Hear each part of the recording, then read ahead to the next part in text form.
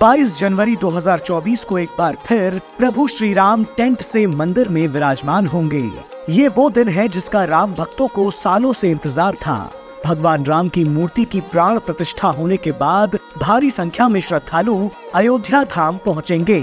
ऐसे में अगर आप भी अयोध्या धाम जाने की तैयारी कर रहे हैं तो कैसे पहुंचा जा सकता है, आज हम आपको बताते हैं। ट्रेन के द्वारा अयोध्या धाम कैसे पहुंचे?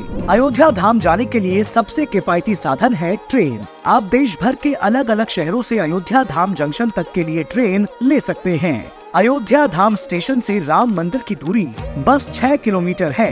रामलला के दर्शन के लिए ये आपको सबसे नजदीक पड़ेगा।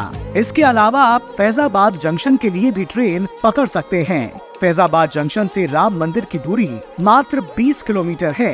हवाई जहाज से अयोध्या कैसे पहुँचे? अयोध्या में हाल ही में शानदार एयरपोर्ट बनकर तैयार हो चुका है। पीएम मोदी ने हाल ही में महर्षि वाल्मीकि अंतर्राष्ट्रीय एयरपोर्ट का उद्घाटन किया है। आधुनिक सुविधाओं से लैस इस एयरपोर्ट से राम मंदिर की दूरी मात्र 15 किलोमीटर की होगी।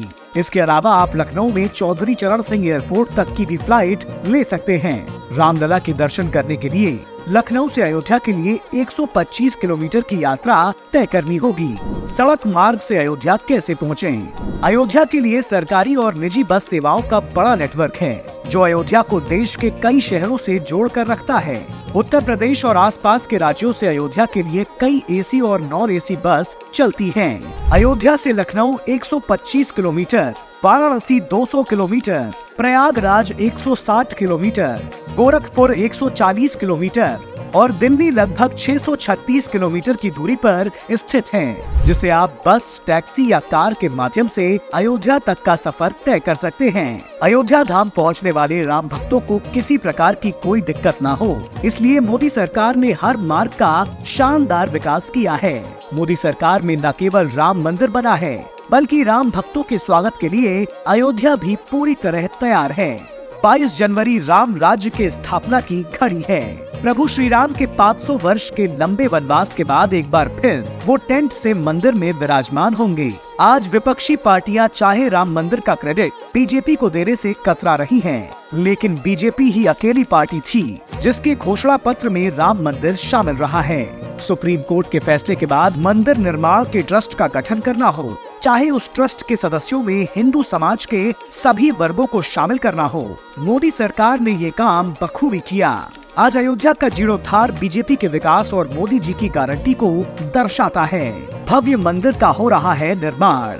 श्री राम जन्मभूमि परिसर में 5 एकड़ जमीन पर मुख्य मंदिर का निर्माण कार्य चल रहा है। बाकी के 65 एकड़ भूमि पर जिन मंदिरों और भवनों का निर्माण कार्य चल रहा है, उनमें सीता कूप और सीता रसोई का निर्माण हो रहा है। इसके अलावा अनुष्ठान मंडप, कल्याण मंडप, यज्ञ मंडप, प्रशासनिक भवन, भोजशाला और गौशाला का भी निर्माण हो रहा है।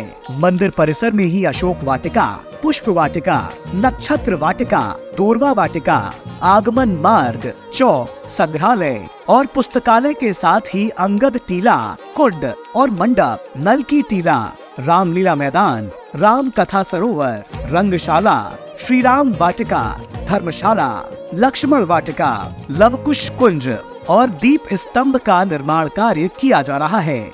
आज अयोध्या में भव्य और विश्व प्रसिद्ध राम मंदिर तो बन ही रहा है, साथ ही में इंटरनेशनल एयरपोर्ट और शानदार तरीके से रेलवे स्टेशन का भी कायाकल्प किया गया है, जिसका उद्घाटन पीएम मोदी कर चुके हैं। यही नहीं, अयोध्या शहर को नया लुक देने के लिए 2200 करोड़ रुपए में टाउनशिप का निर्माण किया जाएगा। अगले 10 साल में 85,000 करोड़ रुपए में अयोध्या का कायाकल्प किया जाएगा। आज देश के करोड़ों हिंदू अपने भगवान राम का भव्य मंदिर बनते हुए देख रहे हैं, तो इसके पीछे बीजेपी और प्रधानमंत्री नरेंद्र मोदी का दृढ़ हौसला ही है, जो इतने सालों के इंतजार और मंदिर निर्माण की राह में आई सब परेशानियों को झेल सके।